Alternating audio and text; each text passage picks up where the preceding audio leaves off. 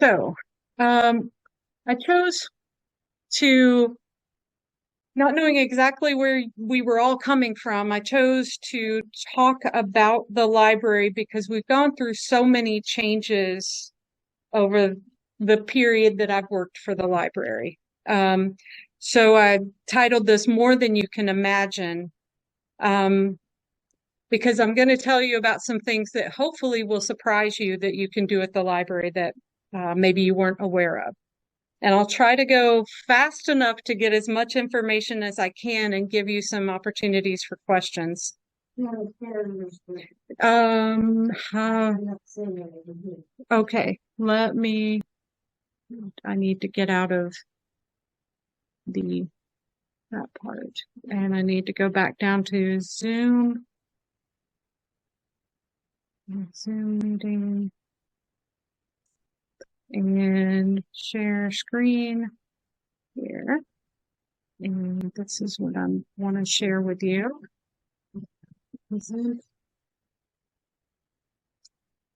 Is everyone able to see? Okay, good. All right. So I'm really happy to be with you here this evening. As she said, my name's Heather Pritchard. I'm a librarian at the Tates Creek branch of Lexington Public Library. I am not a native of Lexington, but I've lived here since 1987 to attend UK, and I fell in love with it right off the bat, and how warm and interesting people are here, and how friendly this town is to lifelong learners. When I was a freshman at UK, I learned about the Donovan Scholar Program, and I have been amazed since then that there are always opportunities to learn more if you're engaged and interested. Lexington's public library these days is really striving to be a hub for people to learn and engage with different community organizations. Some of you look familiar for doing, what is it called? Not the Donovan Scholars, but the Ollie. I think I've seen some of you at Tates Creek. I don't think Ollie is doing any programs using library locations, but it has happened in the past.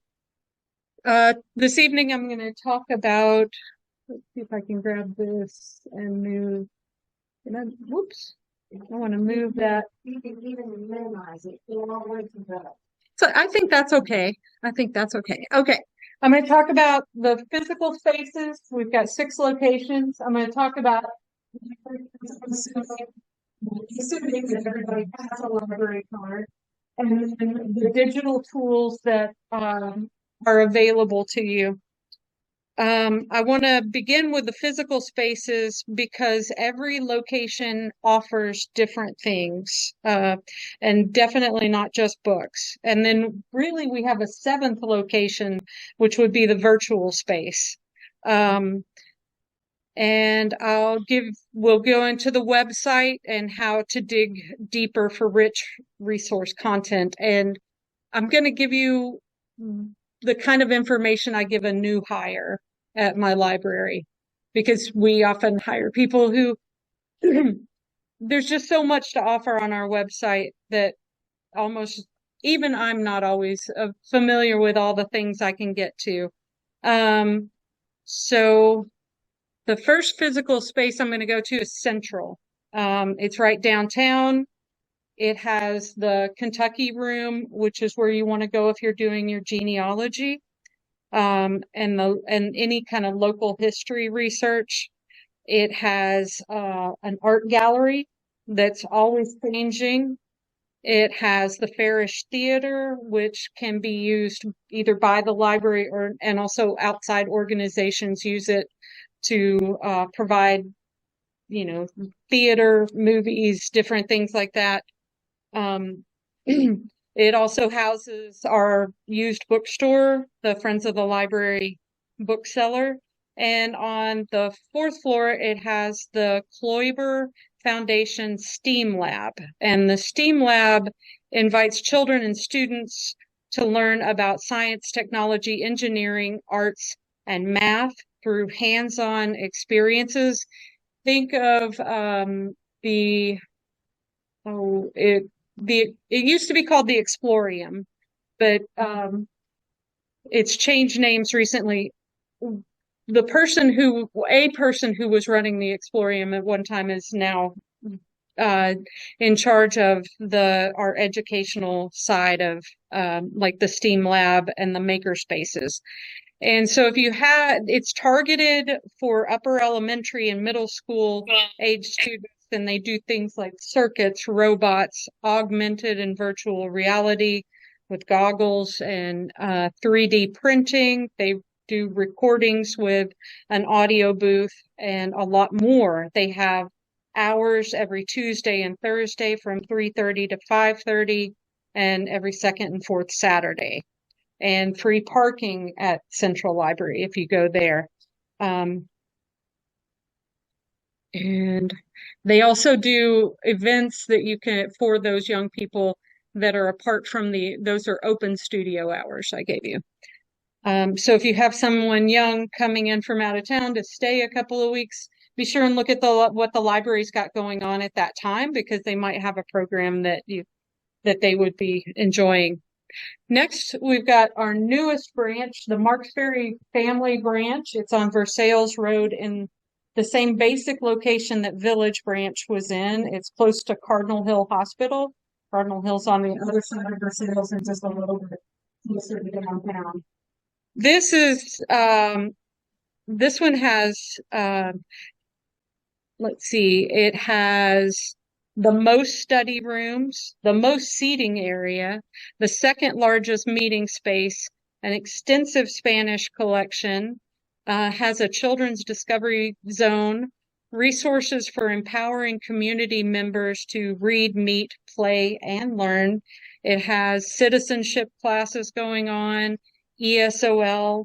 There's a maker space with 3D printers, copiers, scanning, faxing, supplies like button makers, sewing machines, a Cricut maker. Cricut does, like, if you're doing scrapbooking and things like that, or you're making banners, Cricut can help with that.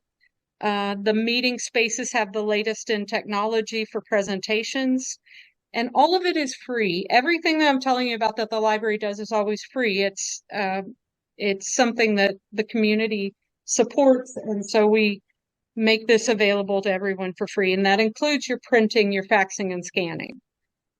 This location has a drive-up window.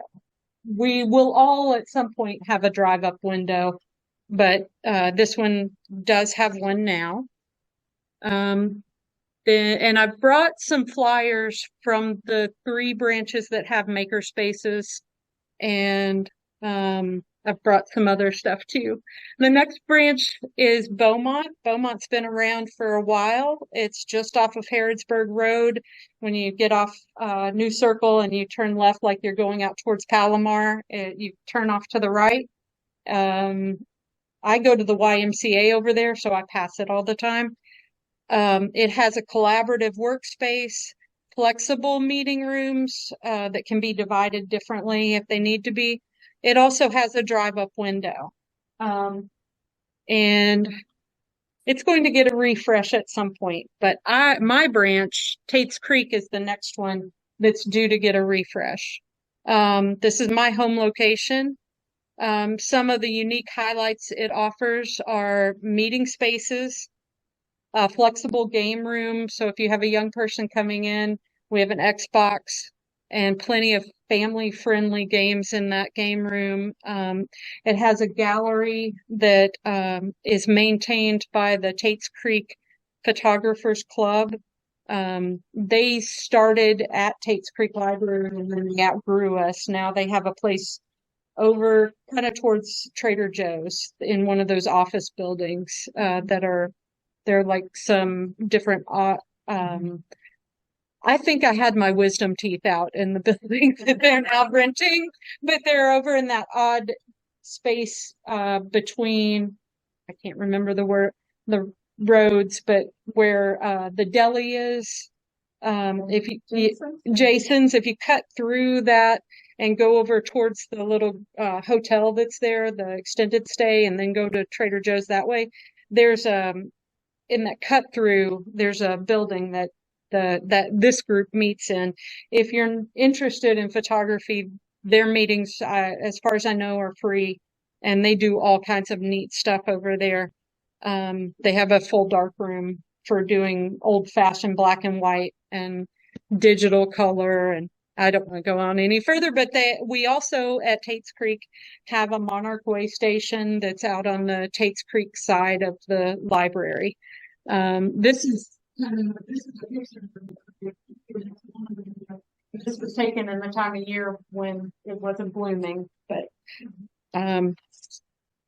so that's the next one is East Side. East Side serves as a space for community and creativity with a big maker space on the second floor and lots of meeting room spaces there.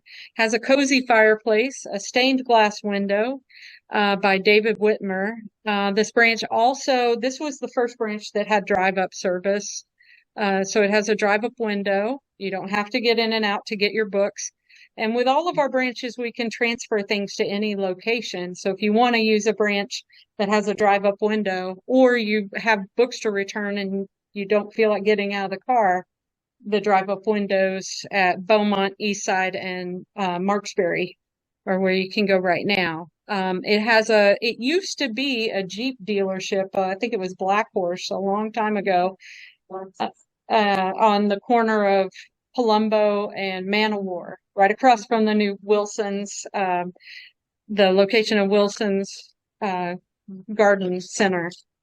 And so it has this really nice patio area that's out front, and people can come out and they've got seating out front so people can relax out there and watch the traffic on Man-O-War, I guess. If you're into that. Yeah, that's no fun. But the bus service does drop off right there. Some of our locations, if you're using busing, you don't get dropped.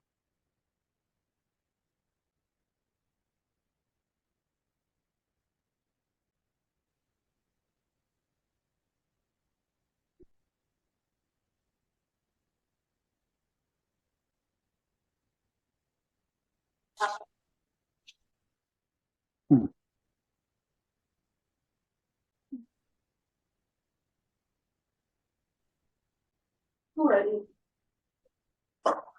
Thank you for your help tonight with dinner. No.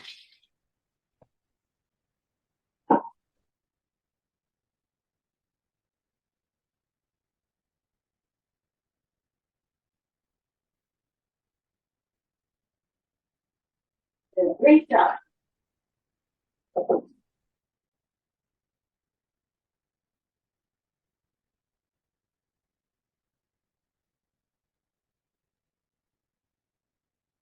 Well,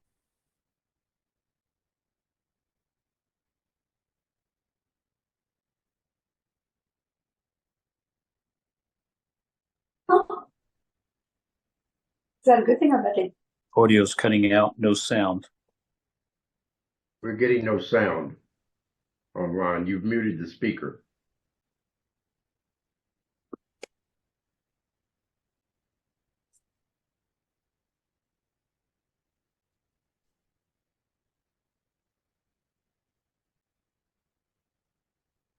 Oops. Hey. Oops.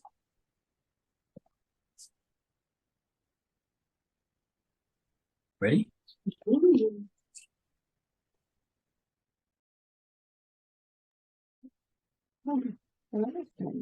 Wow, I wasn't aware that I was muted. I apologize for that. I was talking about Northside Library. It's a place where aspiring filmmakers can learn to take their ideas from inception to completion, where photographers and digital artists can you can make art there. Digital communicators, if you're doing a podcast, you can create one there. It's also the home of Central Kentucky Radio Eye. That's a wonderful place to volunteer. They read the newspaper. They read several newspapers that goes out to people who are vision impaired. And so they read book. I know they read newspapers over, and people volunteer to do it. The studio for that is there. They have a covered family play patio. They have a collection of children's books with an African American history or Black character focus. And they have a partnership with God's Pantry Food Bank. And that's open for limited hours Monday through Friday. I think it's from, I want to say 10 to noon. And people who use it, they register with God's Pantry and get a card. And then you go into that space and it's just like a grocery store, and it's restocked every day. When they finish the day, God's Pantry comes back in, they restock it for the next day. And God's Pantry is open from 12 to 2, not from 10 to noon, but 12 to 2. So if you know anyone who is in a situation where they might benefit from that, it's a really neat and wonderful partnership that was created during the COVID crisis that grew into a full-time thing that is just going to continue. So we've looked at our branches, and have I surprised anyone with the things that you're able to do at these branches? It's a little bit more than people typically think about with libraries. The next thing I wanted to look at, oops.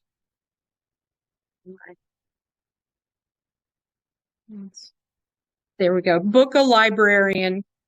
Because we have so many things to offer, sometimes it can be overwhelming. And so every branch offers book a librarian requests, and the request can be made over the phone or over your computer. Due to staff expertise, we sometimes get requests that we're not able to fill. Like we had one at Tate's Creek recently. Someone was taking an Excel class in college and wanted us to help them, with things that we don't typically do with Excel. So we had to go at that one a different way, virtually with our LinkedIn Learning, which I'll say in a second. But every branch offers free printing, free faxing and scanning, public computers. We loan out laptops. We provide meeting and study spaces for no cost. We had in the past said that those had to be for nonprofits, but now we don't hold that. Anyone can use it for anything. We have had birthday parties. And we have trained staff to help you research and create. All of those maker spaces are fully staffed. So when you come in, there's somebody there that can guide you through the tools that are available. The book a librarian, you meet with a librarian or an expert in whatever you're researching. And let's see, we typically try to do those just Monday through Friday because all the libraries do a smaller staff on the weekends because we're open fewer hours. So let's see if I made this. Yeah. Going to book a library. This is from our website, Book a Librarian, where you'll put in further down the screen, you can put in. It tells you what's available, what things constitute things that we can help you with, and other things we might not be able to help you with. I see some of the things listed. It says we can't help you edit a paper, but I've edited papers. And just today I was helping someone with some forms online that weren't related to library work. Typically I'm helping people with searching for jobs, filling out resumes, and genealogy questions.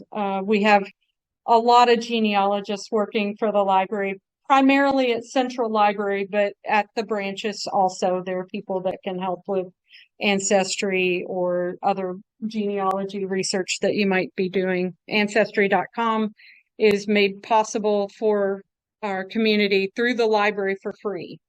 You can't really save or build a tree there, but you can access it. And we have a nice subscription that allows you to search a lot of different things. So let me go back to that. So we're going to look now at digital tools. Does anybody have any questions about locations or things that are offered at locations? To digital tools. And when I'm training a new hire, what I like to tell them to do is to look at our website is never going to take you out for it. You shouldn't be seeing any ads for anything. It's very focused on the thing you click on is what's going to open, and there's nothing going to trail around or, it's not going to be like that.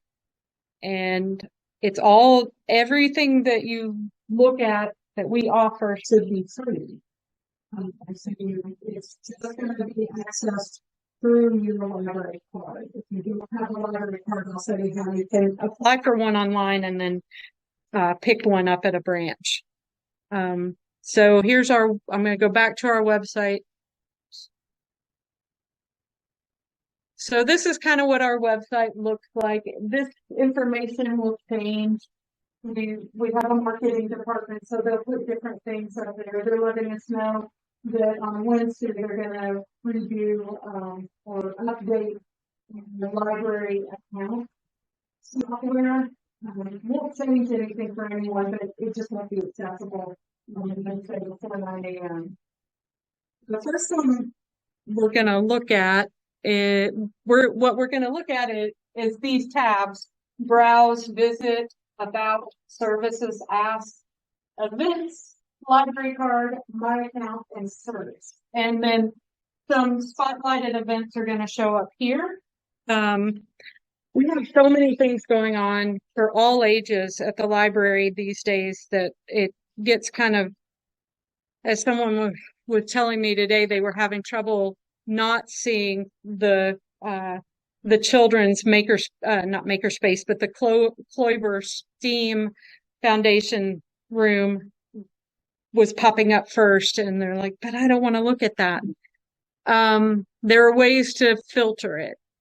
When you're on the library's website, things that we are web designers created, we're going to always have a Lexington Public Library up in the top left corner. That's your home button. You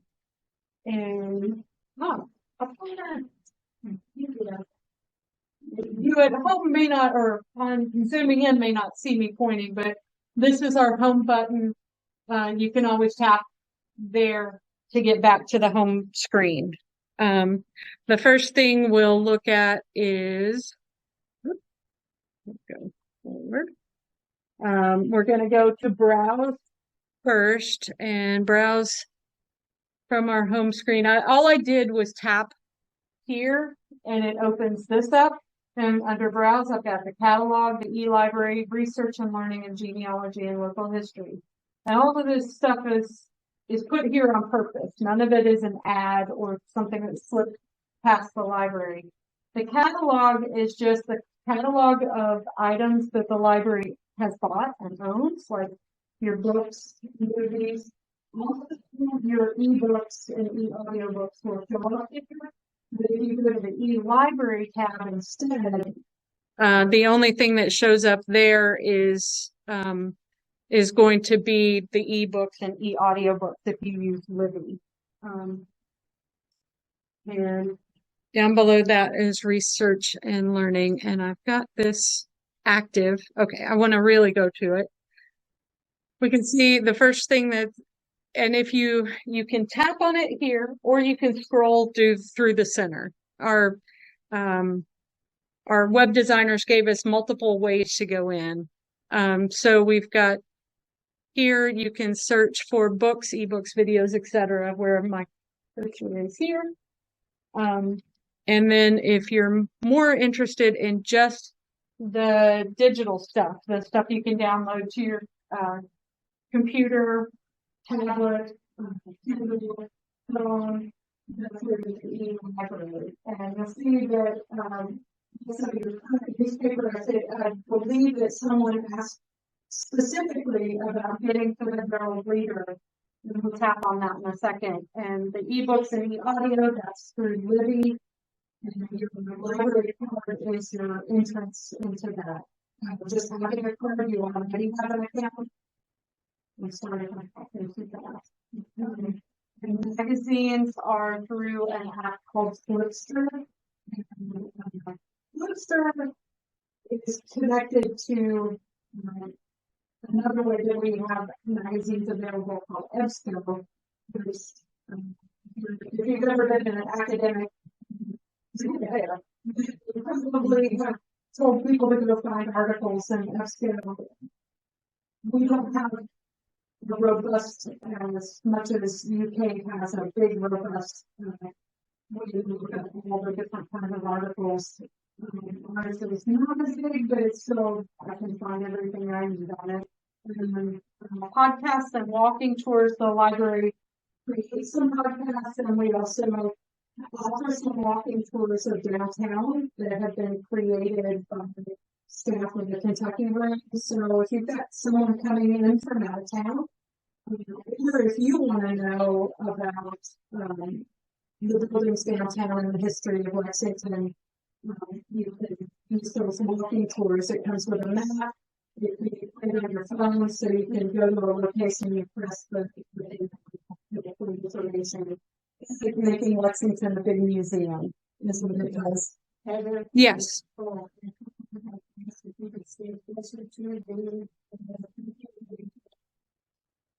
Okay. I am so sorry about that. Yes, I definitely can. I'm going to go now. You can see with the pointer to current newspaper. Clicking there. If you're like me, you see the Herald Leader advertise itself, usually on Facebook or other places. You'll see it advertise its own articles, but then it's got a paywall and you can't get to them. Or you want to share an article with someone. We pay for Newsbank. The Herald Leader, if we go to read the current issue, I think it doesn't take you right to the current issue. I wish it did, but it takes you where you need to go. I'm going to go again to open Lexington Herald Leader Digital, and here it needs my library card to verify that I should have access to this.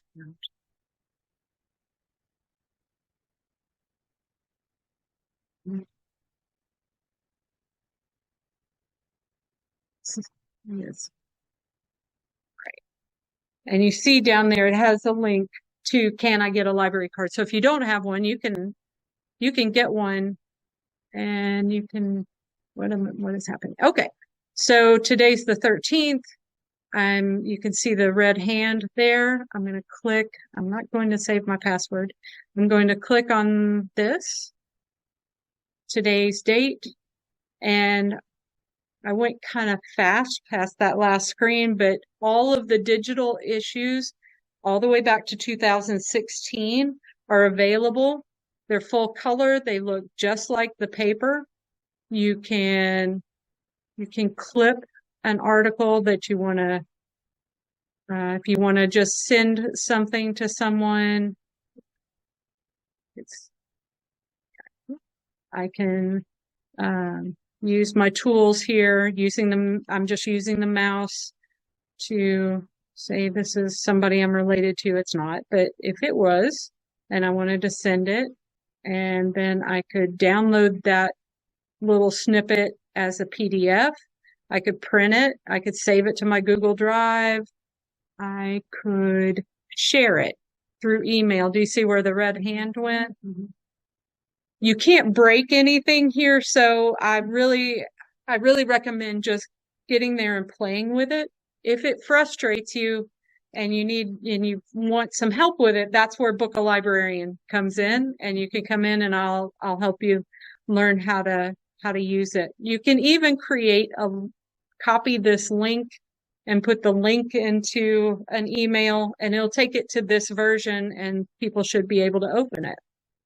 So that's fun. If I go up here to the A to Z source list, right now I'm only looking at the Herald Leader, but I can kind of jump out of that and show you that it has, slow, come on, there it goes.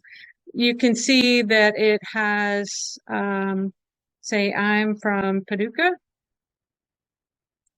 and I want to see what papers are available. We've got the Paducah Sun from 2017 to current, and then we had an older version from 2006 to 2009. If I needed to look up an obituary or a story, I could do that research there. And it is, and you notice there's no Lexington Public Library listed here because I'm outside of the library website. I've gone kind of into this thing that we've bought. So when you see that happen, if you go, sure, if I go back, I should get back into, I'm just using a back button to get back to the library there. But then I've got the Einstein's hair or whatever, and it takes me back to the home, always takes me back to the home page, no matter how lost I get in something. If we created it, it's got that access point to get you back home. So I also mentioned the research and learning. If you're wanting to research, personally, I use articles and magazines a lot. And Consumer Reports, we have that a link directly to it. It is available to us through this thing down below it called EBSCO, but we put a link specifically to Consumer Reports. We're searching within this publication and see how it dropped. There's these nuanced things you have to do to search it, but I want to look up, I don't know, they always are looking at cars. So we can look at cars, and then we can do some filtering for full text and different things like that. And it usually sorts, the March or April are usually when they do the car issue, but you can access it through Flipster. And if I do that, this is using it on a computer. You can also get the app for Flipster for a phone or tablet. And this looks identical to the article if you were using the magazine. And if you print it, you can print it to have the same layout. And so, and I have to get back home.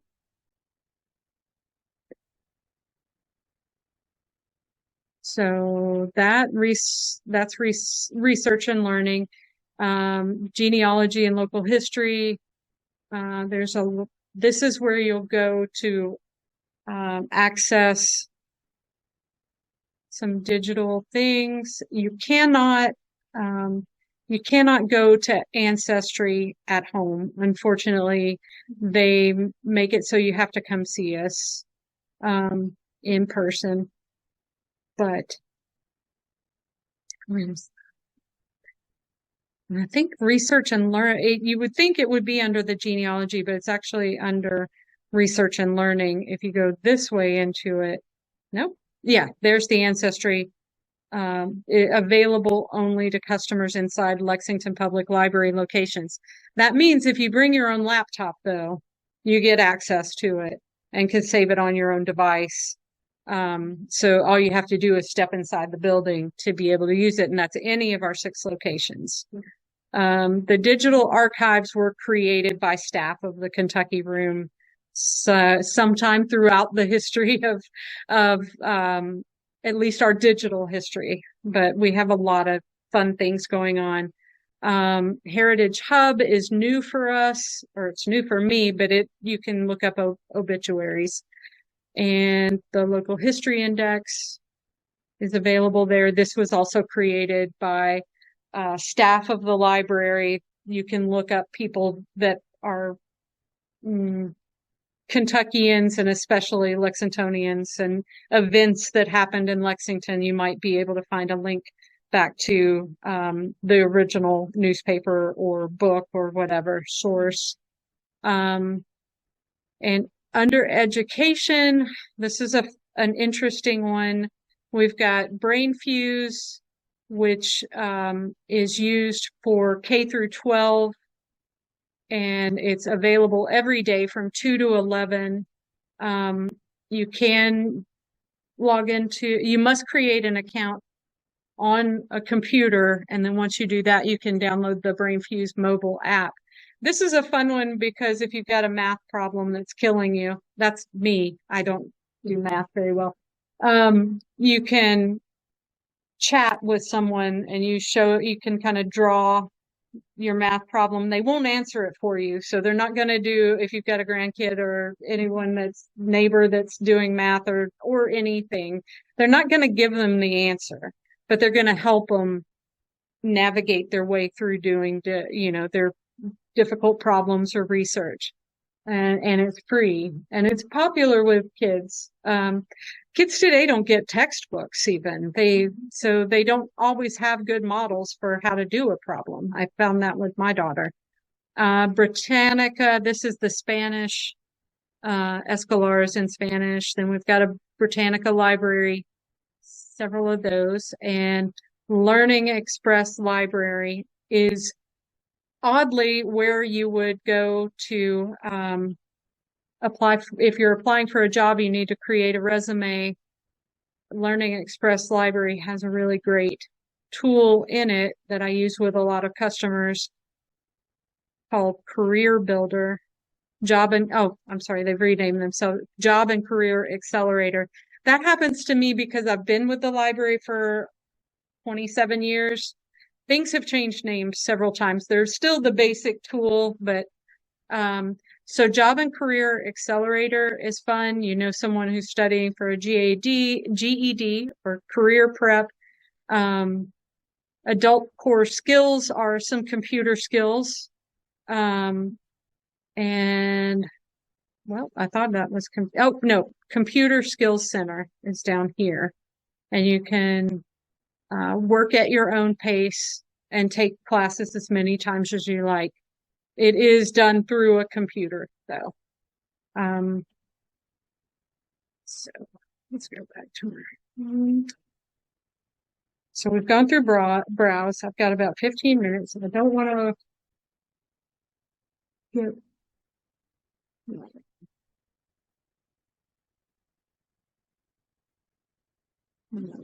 Okay. And you can also just look for books and other materials there. Visit is where you're going to tap to see the location, all of the locations and hours. Events are located, you can access events here or over on this little, supposed to be a calendar over here. You're going to exactly the same place. So I want to see events, and you can see everything that's happened. We can do just what happened in the library today. Kid Librarian, I know you're not the audience for Kid Librarian, but it's really popular at Eastside. Kids can sign up to become a Kid Librarian for a day and get to see how libraries work. The ESOL English classes are offered at a lot of different branches on different days. There are also some classes for becoming an American citizen. We do things for a lot of our morning things are for kids. Honestly, that early childhood education is a big part of the library's mission, especially as we go into summer. It shows you when the Makerspace Open Studios, a citizen chat show. This is all just today at different locations. We have a partnership with Google that we do some of these trainings and some targeted career career fairs for targeted industries. like healthcare or IT, construction, and we'll do a career fair around those things.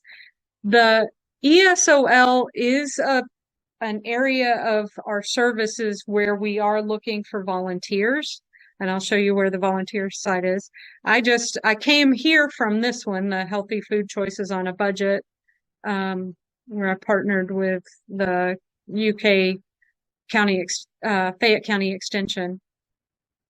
So you can see things by the month, by the day, by the week. You can also do event types, and you get a menu of things that you might be looking for. So that's visit, and then the next one is services. We're going to go back to our home screen for a second. Oh, there's services over there. It's all over the place. Our web designers, I think, did a really good job.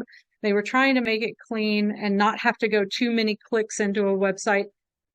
We still have some clicks, but reading services would be, we have an email service that will email you some book recommendations at each location, and I brought some tonight.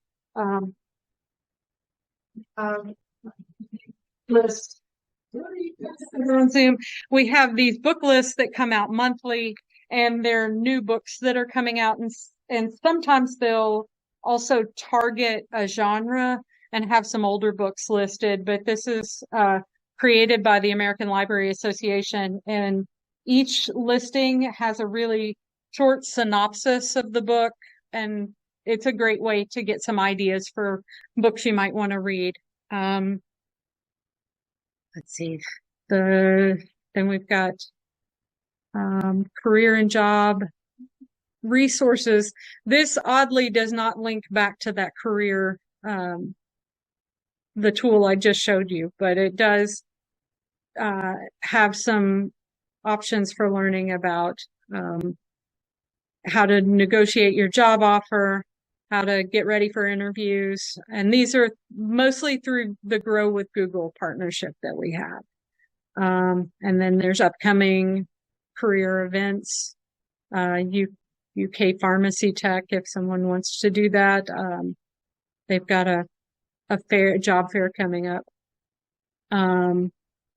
Entrepreneurs and nonprofits. We have a grants department at our central library that you can utilize. The English language and learning just takes us to where we have all of our, a list of all of our classes. And at the bottom, interlibrary loans. And this is where if the library doesn't own something that you want to borrow, as long as it's not a DVD or an audio book, if it's a physical book or an article, we can get it for you and we don't charge for it.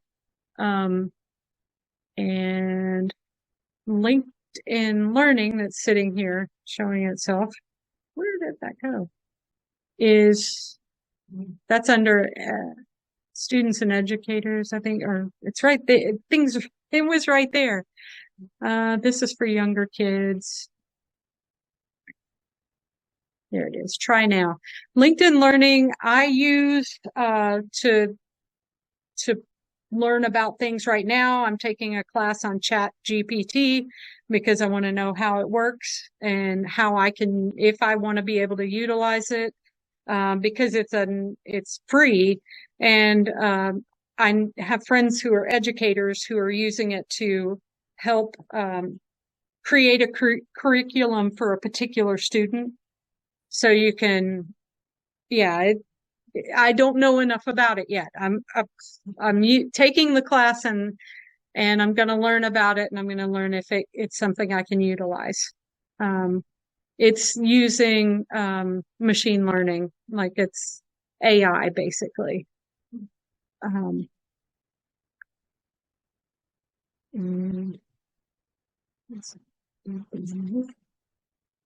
We did services. Ask. Ask Us is like FAQ kind of. Oops, actually go to it. Ask Us would be real questions people like. There we go. You can email, and this will go to the Kentucky room staff. They're all librarians with master's degrees like me, and they'll try to help you answer your question. You can do book a librarian from this point. You can even suggest a purchase. And suggesting a purchase is you've got if you've got a neighbor who's written a book and you want us to know about it, and it's on a small press, and we're not seeing it in our, we get the book list we look at reviews there, we look at reviews in Publishers Weekly, we look at reviews in a couple of places, but if somebody has self-published, it's not going to show up in one of these review journals. But if someone recommends we buy it, we will. Or we will try if we can. And so if you click on suggest a purchase, we would like it to be a newer book. If it's older than 10 years, we really should use the interlibrary loan service instead. And we'll find a library in the country that has it, we'll get it for you. But if it's a current book and we don't have it, we'll buy it, and we'll put you first in line to get it when it comes in. And that's pretty much it. When we come over here, I've got my pointer at donations. We do have a foundation. The events there. This again is how to get a library card. So do most of you have library cards, or all of you have library cards? Okay. I'll skip that part, but okay. It's okay. You can come in and use all of our services without doing it. But if you want the 24-hour, 7-day-a-week access to all the electronic stuff, you would want to get a library card. Yes. I don't have a PIN. The PIN is the last 4 digits of the phone number that you gave us when the card was created. That can always be changed. We're not going to call you most of the time unless you return a DVD and didn't put the DVD in it. I've never done that. Never. But we don't charge fines any longer. I know there was an article in the Herald Leader, but you might have not read it that day or seen it. We don't charge any fines for anything. We don't charge for overdues. We have, through our system, when your book or materials due date comes up about 3 days before, if someone's waiting for it, you'll get a text message or an email saying, hey, you've got something coming due in 3 days. That means it needs to come back because someone else is waiting for it. But if it makes it to its due date and there's no one waiting for it, it just automatically renews. And we did that a little before COVID actually happened, but it really has helped people out with the busyness of the world these days. So the date due is kind of a recommendation that you bring it back. And we have plenty of books on our shelf for people to find. But if you're not finding it and you see we own it, but it's checked out, putting a reserve on it is the better way to do it, because it might be holding up somebody's kitchen table leg and they need to know that they need to bring it back. We hope that's not the case. And library card, can you get absolutely, with no problem. Yeah. We like for people to come into the library to pick up their card, but when you click on you live in a reciprocal borrowing county, if you live in Harrodsburg, it's where my red dot is here. And you can, if you'd like, you can complete the application form in advance of your visit. That's why a lot of times when people come in saying they'd like a card, I say, have you had one with us before? And do you have one, have you applied for one yet? Because people can typically type their own details in faster than I can. but it's a short form and then you submit it and you just show your ID and we'll issue the card. If you've lost a card, we don't charge to replace it. We basically don't charge for anything. When COVID happened, we took the cash registers out of all of the buildings because we knew we were going to be working front facing with people, and not having to handle their money seemed like the best thing. Admin, their best decision was to let their staff not have to handle money. And we just kept it. So that does mean too, your printing and faxing doesn't cost anything. That's how we justify that. And any questions or Sign up for Libby. how do you sign up for Libby? So you have access to it through your card. If you're doing it on a home computer, let me go back a step just to get to a website to like browse. Oh, I'm in the wrong one. Browse. Okay. So I'm in browse and I go to eLibrary and ebooks and eaudiobooks, and I go and Libby pops up here, and I just go to it and I can sign in with my card because I have my card number. So if you've lost your card, replace it. We're happy to do that, and there's no charge for it. You'll see what I'm reading, which it might be embarrassing. I don't know, but this is just from my computer. I haven't downloaded an app. I haven't done anything like that. So I'm going to sign in. And that's my card. And I'm gonna skip that. I don't read with a Kindle, but down here, you can't really see it because it's in the bottom screen. Let me see if I can move that up there. Okay.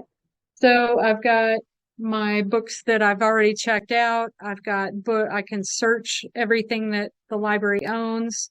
I might have more than one library card, and I do. So I have all of them listed. Like Harrodsburg, I believe, is on the Kentucky Unbound consortium with other libraries around central Kentucky. Jefferson County and Fayette County and like Covington, they have their own Libby accounts. So we might own different books than Harrodsburg does. That would be a reason, an excuse.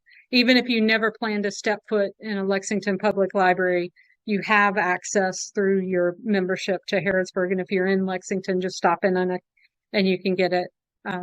But you can see, these are, say I want to check, I would have to place a hold on this one, but I can go back and find something available now. There's only 50, I think it said 55,000. I don't want this book. Oh, now I've read that one, but she's got this is an author I like, and she's got a new book out, but I just can borrow it and I can read it on my other options. This maybe,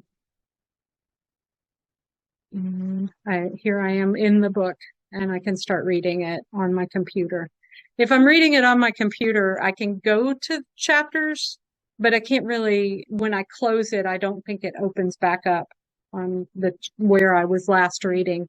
But if I download the app onto my device, my Kindle or tablet or like an iPad or even my phone, I listen to a lot more than I read. And I have hearing aids that Bluetooth to my phone. So I will download an audiobook onto my phone, and that's where I keep it, and I listen to it while I'm walking or something. And it remembers where I left off. When I restart it, it just picks right back up again. I'm going to be honest with you, books on CD will not be with us for very much longer. The publishing companies are making far fewer of them. And as they break down on our shelves, being checked out, we are unable to replace them. We're still buying some new ones, but not as many as we used to in the past. And I would expect within 5 years they won't be offered. And DVDs are probably going to do the same thing.